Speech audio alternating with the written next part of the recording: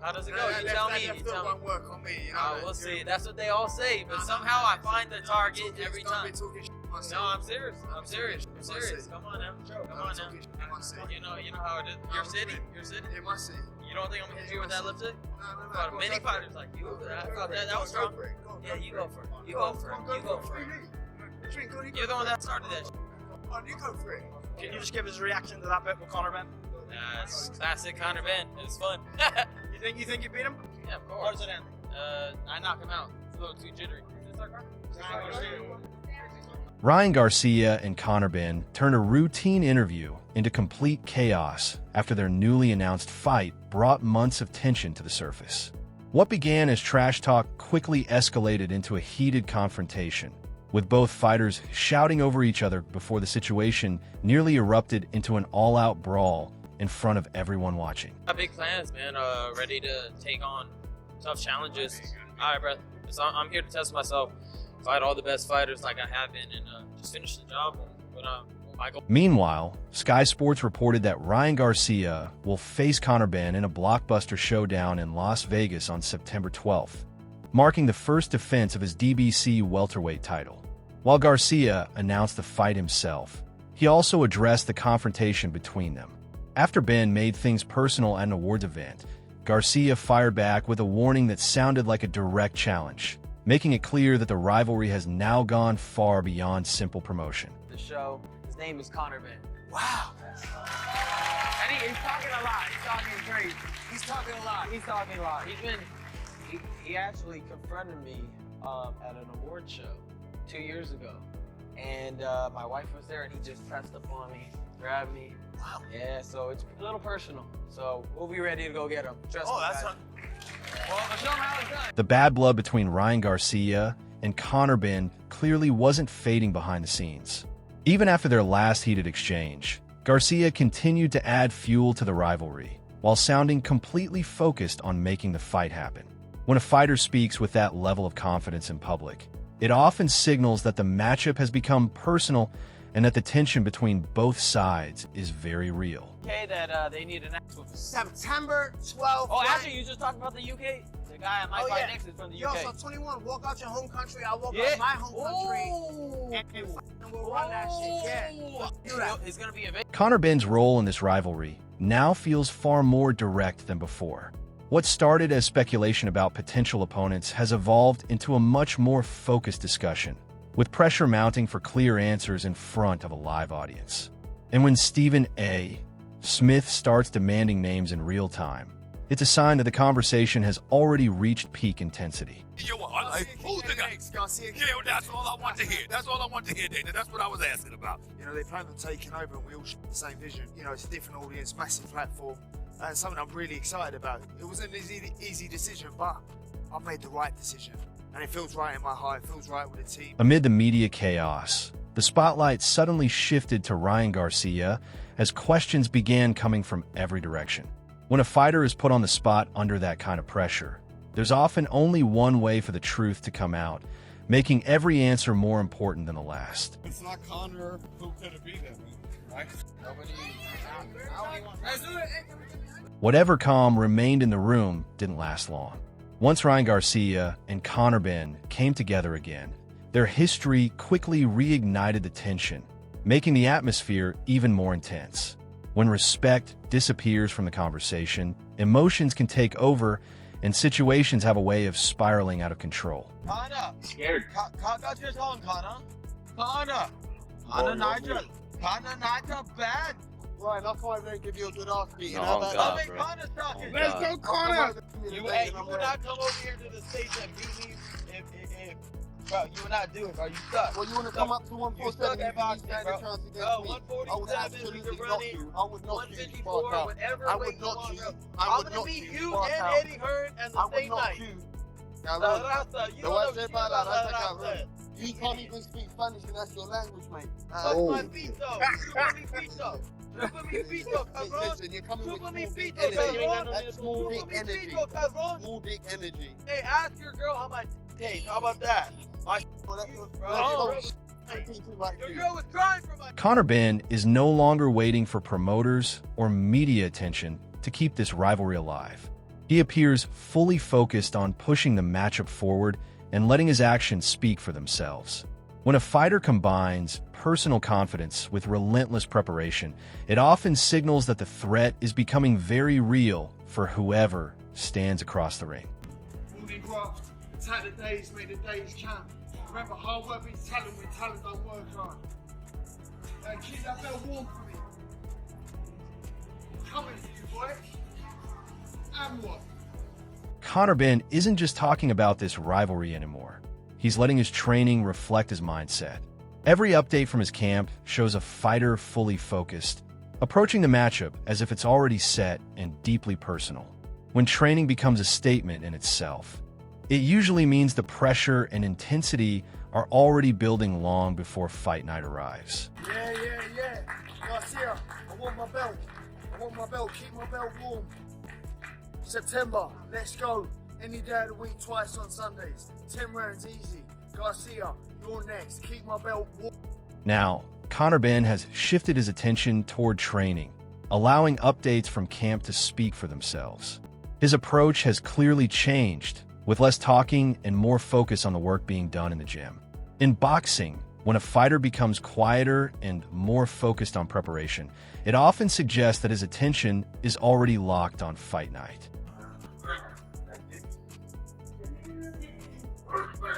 Yeah.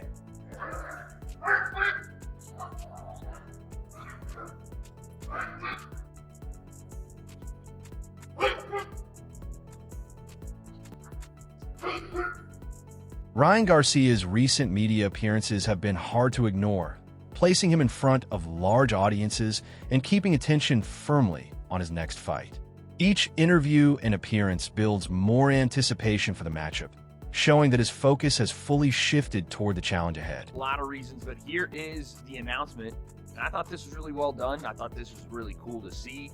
Not only yesterday did Ryan Garcia go on the ESPN First Take show with Stephen A. Smith, but he also went on the Tonight Show with Jimmy Fallon and announced this last night on the Tonight Show. That's a big time treatment. I know that but it was cool. It was cool to see that Ryan Garcia, got the spot on the Tonight Show. He also went on to say one of the big reasons this fight's happening is because things are personal.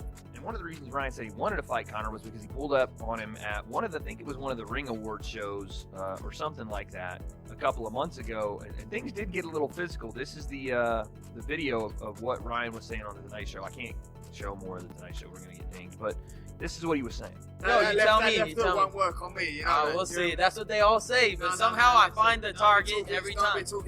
No, I'm serious. I'm serious. Come on now. Don't be talking shit in my city. Come on now. You know how it is. Your city. Yeah, my city. You don't think I'm gonna hit you with that left hook? No. Many fighters like you. That was. Oh, and then Conor pushed him. Go for it. Yeah, you go for it. You go for it. You're the one that started that. You go for it. Look, Conor tried to hit him or tried to grab him with the right hand again. Started. He walked up on Ryan, and I guess because Ryan put his arm around him, but Ryan wasn't trying to be physical. Ryan was just, talking to him like, and then Conor said that, that left hook won't work on me. I think that left hook might work on him. Watching the Regis Prograis fight, I think the left hook might work on him. Now listen, this is a good fight. I don't think that Conor Benn deserves a world title shot after beating Regis Prograis at 150 pounds. So it is what it is. I like the fight though. I don't think Conor is ready for Ryan, but if there is a champion at 147 that Conor would beat right now, it may just be Ryan. Ryan and Conor will do crazy numbers. I think Ryan has a lot of the edge here. I think Conor showed in his last fight he is still a ways to go from being world level. If that ever happens at all, I don't know. And Ryan showed in his last fight, even if it was Mario Barrios, that he's back on. Meanwhile, Ryan Garcia fired back on X after comments from boxing journalist Dan Canobio, who questioned the reliability of Garcia's statements regarding his next fight. Canobio suggested that other opponents were being discussed, while noting that a fight with Conor Benn could face complications due to promotional agreements. Garcia responded by defending his career path, saying he has spent years building both his profile and boxing career through hard work inside and outside the ring. Later, when Stephen A. Smith pressed him about his current position in boxing, Garcia answered with strong confidence despite his recent inactivity. When a fighter's belief in himself remains high regardless of recent performances, the boxing world tends to pay close attention. Only 3 fights in the last 3 years. You're just simply taking one fight at a time. Well, you know, as I'm a world champion now, and now that I feel like I have the belt, this piece that I kind of was missing, of course, I would love to keep fighting and kind of carry boxing. I actually lead this generation of young fighters of popularity and now of being a world champion. I have all the opportunities to become the face of boxing, but now I just have to prove it with my dedication and all my fights that are going to be lined up. I have to. On Ariel Helwani's show, the discussion moves beyond traditional fight analysis and focuses on how modern boxing stars are built through major media exposure. Ryan Garcia's recent late-night television appearance is highlighted as an example of how fighters are reaching audiences far beyond the boxing world. During the conversation, Garcia's matchup with Conor Benn is described as more than just a fight. It is increasingly being viewed as a major commercial event that has the potential to draw significant attention to the sport. Garcia was on The Tonight Show with Jimmy Fallon, which is a really big deal for a boxer in the year 2026. I think we can all agree on that. It's tough. To be on there with the WBC belt, huge. And to announce that you're fighting Conor Benn on The Tonight Show is equally huge. And so he announced that he's fighting Conor Benn on September 12th. He's fighting Conor Benn for that title that Conor Benn has been talking about for so many years, the title that his dad had, and it's just so interesting. The fight that I think everyone wants to see Ryan in is him versus Devin Haney, but Conor Benn versus Ryan Garcia is gonna be box office. Like, they're gonna sell the crap out of it. The conversation ultimately comes back to something bigger than simply announcing a fight. It focuses on how boxing is crossing into mainstream entertainment and reaching audiences beyond the sport itself. Once a fighter like Ryan Garcia appears on a major platform, reactions from people outside boxing become part of the narrative as well. That space between being a boxing star and becoming a globally recognized celebrity is where the debate often begins. I think Conor Benn is one of boxing's bigger stars, but I think to the point of Jimmy Fallon's reaction, he might not be that global superstar yet. I mean, Jimmy Fallon, he was like, Ryan Garcia was like, let's just say it's a guy from across the pond. And I feel like he was anticipating a pop from Jimmy Fallon to be like, oh, it's Conor Benn. And he was like, I'm fighting Conor Benn. And Jimmy Fallon was just like, oh, okay. I get what you're saying. He may not know a single thing about fighting, though. And so the fact alone that they had Ryan Garcia on that set, sitting in that chair, to me is a really big deal. Could you imagine that? Oscar's Ryan's guy. Are they going to be on the dais together? Conor is now with Dana. And then is there going to be a Zuffa belt on the line? Zuffa doesn't want to play ball with WBC, and it seems like Conor really wants a WBC title. And so then if Conor wins the WBC title, what does he do with it? Does he trash it? Does he get stripped automatically? Will WBC even want to sanction a fight with Conor Benn, who is aligned with Zuffa, who are actively saying we don't want to be in business with these people? You know what I mean? There's an amazing amount of storylines and layers. As people continue discussing Ryan Garcia's media appearance, television analysts begin connecting entertainment with fight promotion. What initially looked like a routine interview now appears more strategic, with every detail carefully timed to maximize attention. In that discussion, the timing of the announcement becomes almost as important as the fight itself, highlighting how modern boxing events are promoted far beyond the ring. Ryan Garcia yesterday was on the Jimmy Fallon show. And he mentioned, probably not supposed to, because I'm guessing they wanted to do some sort of big announcement, but he's kind of let slip that he's fighting Conor. He didn't even let slip, he just said it. So now we know Conor Benn will fight Ryan Garcia for the WBC welterweight title in September. It'll be interesting to see how Conor Benn physically looks. I just went onto Conor Benn's Instagram page. He's always training, always. The discussion then shifts to how fighters are perceived differently based on what happens inside the ring and how fans respond afterward. That contrast has become an important part of modern boxing narratives, where reputations are shaped not only by wins and losses, but also by public perception and fan reaction. I think it's no hate. Ryan, literally nothing. There is Devin Haney gets hate more than Ryan, even though Ryan beat Devin Haney with PEDs. Oscar de la Hoya joins the discussion from a promoter's perspective, sharing his view on Ryan Garcia's current options and position within the sport.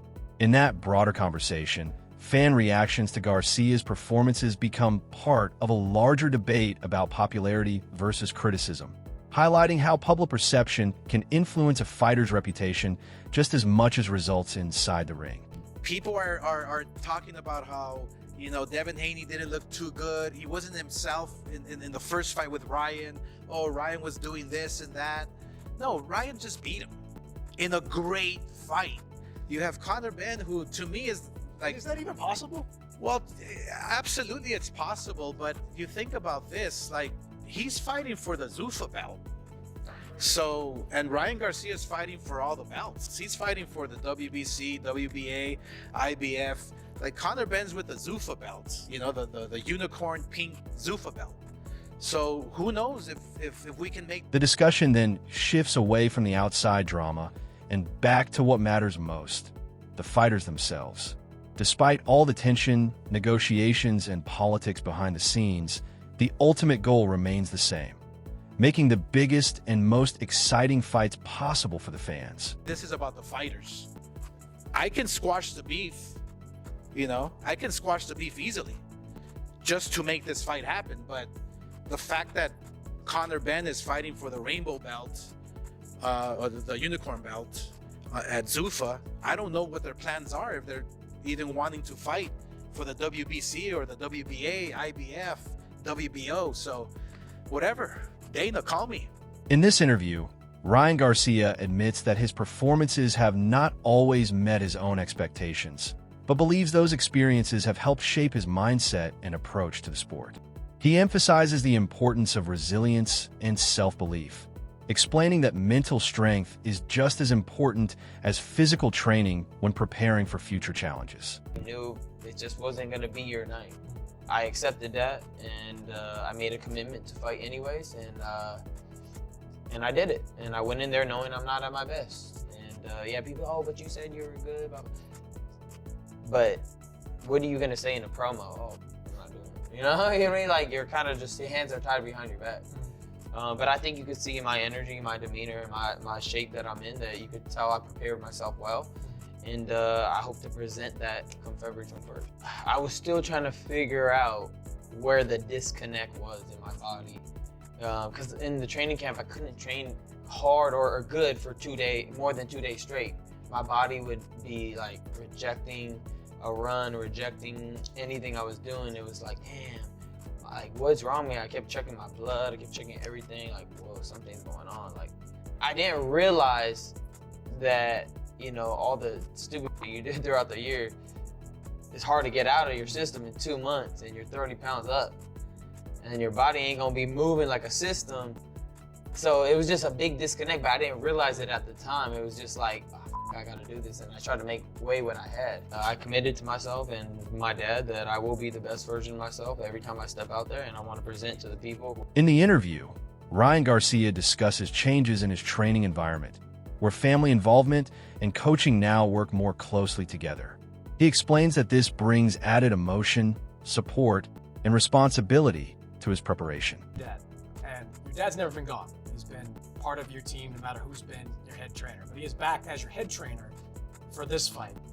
Walk me through that decision. Why did you decide to go back to your roots and have your dad train you for what is a pretty big fight in your career?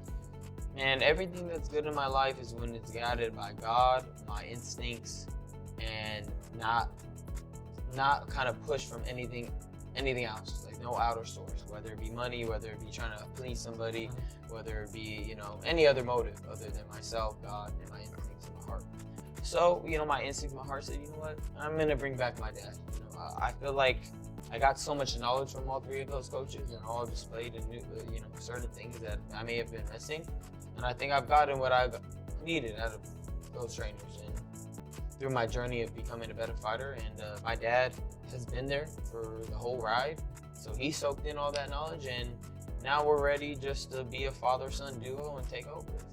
Then when I'm around a trainer, I observe everything they do, the movement, why they say this. I question a lot of things. So if anything, I know what. Eddie Hearn also discussed a potential fight between Ryan Garcia and Conor Benn, saying the matchup immediately captures attention and generates excitement among fans. However, He noted that styles, timing, and current form could make the fight far more complicated than it appears on paper, adding another layer of intrigue to the potential showdown. Garcia against Conor Benn, arguably the biggest fight in boxing. I mean, we would take 15,000 to Las Vegas for that fight.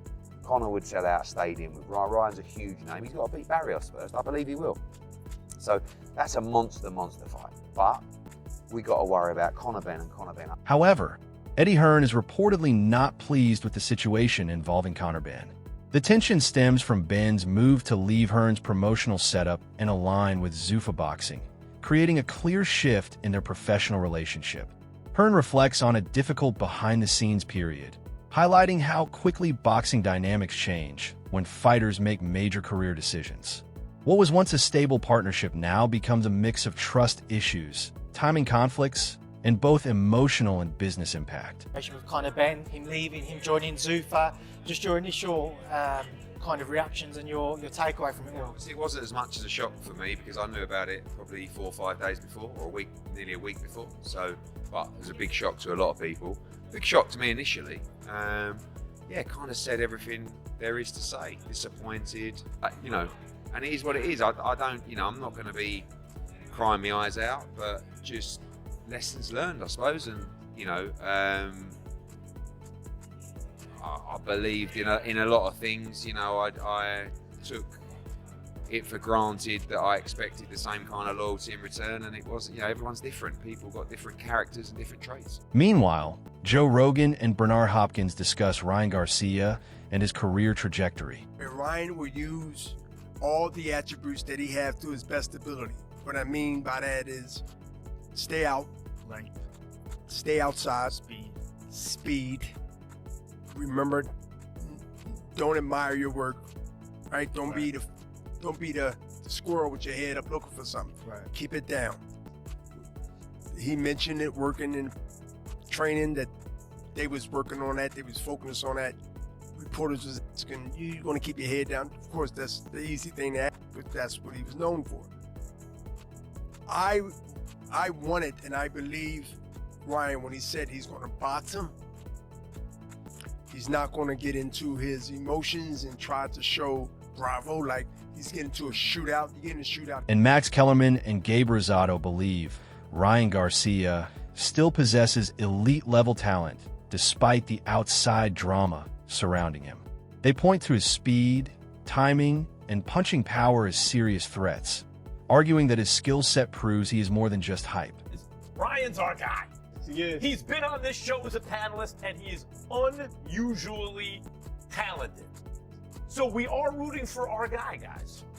Ryan is unusually talented. When you put your eyes on him, do you see unusual talent, speed and power? That's why I don't feel comfortable with him going into this fight. I'm favoring him because I think he's the much better fighter. That's Ryan Garcia in terms of pure. Sean Zittel analyzes the fight from a technical standpoint, shifting the focus away from the drama and back to in-ring action.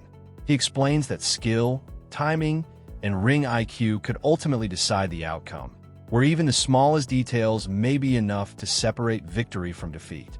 Well, he had a good rhythm to his boxing in this fight too, and even though Ryan doesn't have that consistent jab, his positioning was good, and he'll leave his lead hand out there a little bit, like a stiff arm, and he that invisible line that fighters draw with their positioning, where if you cross this line, you know you're going to get caught with something and set up with something. He did that. In an interview with Chris Williamson, Ryan Garcia explains boxing beyond training, focusing on the mental side of the sport. He says instinct and quick decision-making often control rounds, where reaction time and awareness can matter just as much as physical preparation. I'm just picking up on cues, really. And then kind of like there's these instincts and intuition that are just kind of there, like, oh, maybe like you kind of get a feeling where, okay, I need to start putting pressure on this man, or I need to, move a little bit. It's just like kind of momentum just that you're kind of noticing little by little. Mm-hmm. And there's obviously times where I'm thinking, like sometimes I'll just have like mantras in my head, like that I've done in camp, stay focused. Like the last fight, the whole time when I was fighting him, I would just say like, stay focused, stay focused, stay focused. Mm-hmm. So it was just like little things that I would say in my mind, but I'm not really necessarily thinking. Does that mean when you look back on a fight, how much of it can you remember? The pivotal moments, like my last fight, I remember I started getting comfortable in like the 11th round, just messing with the guy, smacking him, looking at the trainer, and then lowering my hand a little bit, and then, you know, tasting the right hand. I was like, don't do that. And then kind of like snapping myself back in. So I remember those moments. I remember, you know, when I dropped them. But I mean, for the most part, I have to like look back at the fight to really recall. In the same talk, Ryan Garcia says this rivalry has been building for a long time with growing tension. What began as exchanges now feels like it can only be settled in the ring. He actually came and confronted me at an event while I was with my wife, and it was just crazy. Recently? About a year and a half ago, and I still remember that. It's like, bro, we're on suits, calm down. What are you doing? Like, be professional, buddy. This is like, it reminded me of the movie Southpaw, you know, when he gets confronted and then she ends up getting shot. Like, bro, you need to chill. Is a rivalry between Ryan Garcia and Conor Benn heading toward a fight that actually delivers on the hype, or is it simply another boxing storyline? And when both sides are considered, there is no clear answer.